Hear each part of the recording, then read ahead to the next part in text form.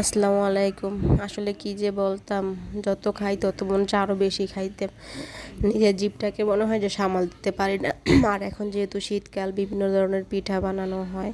তো যাই হোক, অনেক দিন ধরে হচ্ছে যে বাইরে যাওয়া হচ্ছিল না তেমন। আর একটু বেড়াতে গিয়েছিলাম, আর একটু একঘেয়েমি লাগছিল, কারণ ওইখানে হচ্ছে গ্রাম ছিল। আর গ্রামে আসলে শহরে চলতে চলতে গ্রামে থাকতে ভালো লাগে, বাট বেশি দিন থাকতে তেমন বেশি একটা ভালো লাগে না। তো আসার পরে ভাবলাম যে কি করা যায়। আর সব সময় আমরা মানে বাসায় কিছু খেতে ইচ্ছে করে নিজেরা বানাইয়াই খাই, প্রায় সময় বাইরের জিনিসটা একটু কম খাই।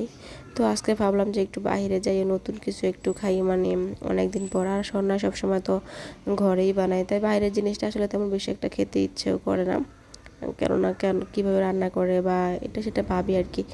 তো আজকে ভাবলাম যে সব বাদ দিয়ে আজকে হচ্ছে একটু বাইরে যেয়ে খাবো, বিরিয়ানি খাবো। আর সাবিয়া তো বাইরে যাওয়ার জন্য কেমন করে সেটা তো আপনারা সবাই জানেন, ও বাইরে গেলে আর কিছুই লাগে না ওর, সব সময় হচ্ছে আমি বাইরে যাব, ও বাইরে থাকলে সব কিছু ওর ভালো থাকে। তো যাই হোক, এখানে হচ্ছে বিরিয়ানি খাইলাম আর সাবিয়াকেও খাইয়ে দিতেছি। আর আমার হচ্ছে মোরগ পোলাওটা খুব বেশি মানে পছন্দ, আর কাচ্চিটা আমি তেমন বেশি একটা খেতে পারি না।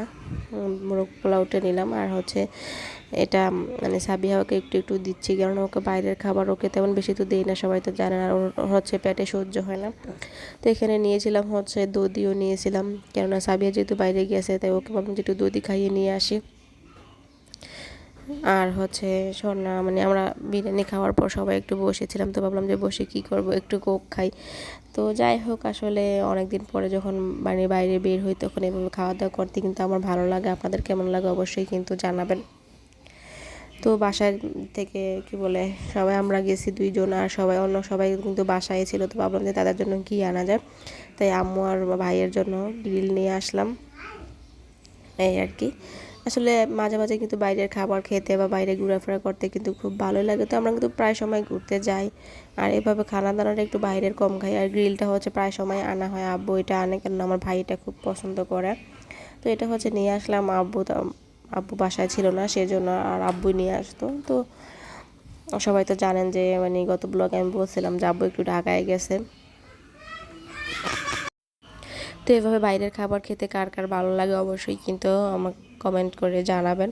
আর সব থেকে বড় কথা হচ্ছে আমার ভিডিওটি যদি আপনাদের কাছে ভালো লাগে অবশ্যই কিন্তু লাইক কমেন্ট করবেন এবং শেয়ার করে দিবেন, আমার পাশে থাকবেন। আর সাবিহা বুড়ি হচ্ছে দেখেন জাল, মানে গ্রিলটা খেয়ে ও ঝাল হয়ে কি মানে এতটা ওর কাছে জাল লাগছে, জাল হয়ে ও বসে আছে চুপ করে, একদম জাল খেয়ে লাল হয়ে গেছে, এরকম একটা অবস্থা। তো যাই হোক, মাম্মামটাকে দেখেন কিভাবে জাল খেয়ে মানে এতটা ঝাল লাগছে ওর, পুরো মানে কেমন চোখ মুখ দিয়ে পানি বের হয়ে গেছে, এরকম একটা অবস্থা, ছোট বাচ্চা তো। তো যাই হোক, সবাই আমার মাম্মামটার জন্য দোয়া করবেন, এই আর কি। তো যাই হোক, আজকে তেমন কিছু বললাম না, সবাই ভালো থাকবেন। আল্লাহ হাফেজ।